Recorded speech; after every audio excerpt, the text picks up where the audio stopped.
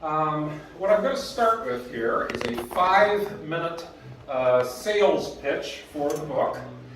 Next month up at a conference in Bothell, I'm going to be presenting the book there, and they've said that you have to be 5 minutes long, and you've got to be really precise about it. Otherwise, they don't let you come back and do it for your next book in the series. So, let's see. Need to take a couple breaths. Well, my name is Eric Thomas Ruthford, and I'm an author. I'm here to sell you my series of young adult novels about an Orthodox Christian summer camp in the mountains. Today I'm launching the second book in the series, A Voice is Born, about Helene, a 16-year-old counselor at the summer camp. And her elementary school age campers are giving her every challenge imaginable. And just when she thinks things can't get any worse, she has to leave camp to go to the hospital because her mother, who is expecting her second child, goes into labor 4 months early. In the emergency room, the doctors tell Helene about preeclampsia, a stroke, extreme prematurity, and a recommendation for palliative care only. When she figures out what that means, she realizes she has to fight for her mother and her new brother. She's astonished to find that life could be so cheap that her unborn brother could be called not worth trying to save. She's all on her own, faced with having to do an emergency baptism herself on her brother, a church requirement if he's going to get an Orthodox funeral, if his life lasts as long as the doctor is predicting. This year, for Helene, the job of big sister is going to be the hardest one she's ever had. Previously in the series, I've got that book here, Helene was the shy, happy, and science-loving camper who saved camps twice because she could observe and understand the weather better than the adults did. Her friends who helped her through those amazing adventures will be back in this book, adding warmth and humor to a traumatic trip through the neonatal intensive care unit.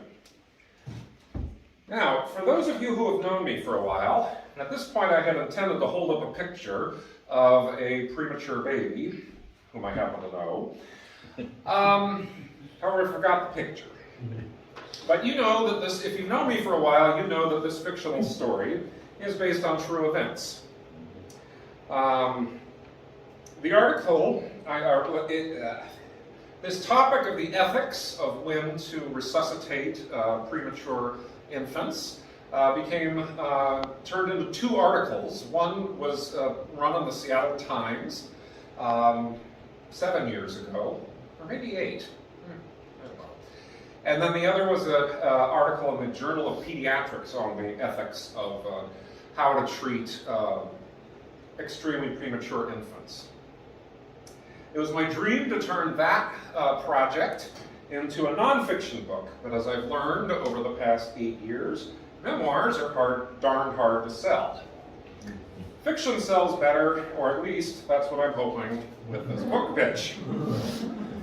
These books have been independently published, a choice which gives me the opportunity to be as specific as I like about the religious principles the characters are working out in their own lives. Maybe you've seen books out there about the true meaning of Christmas and wondered how they could miss Christian teachings that badly. I've decided to make my characters think about the true meaning of Easter and the true meaning of Pentecost.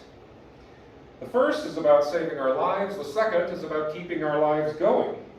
Quoting a verse or two won't be sufficient here. My characters are going to act out the things we hear in the very long services for Easter and Pentecost.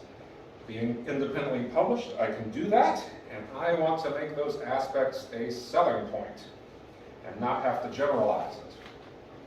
I'm almost done with my 5-minute talk.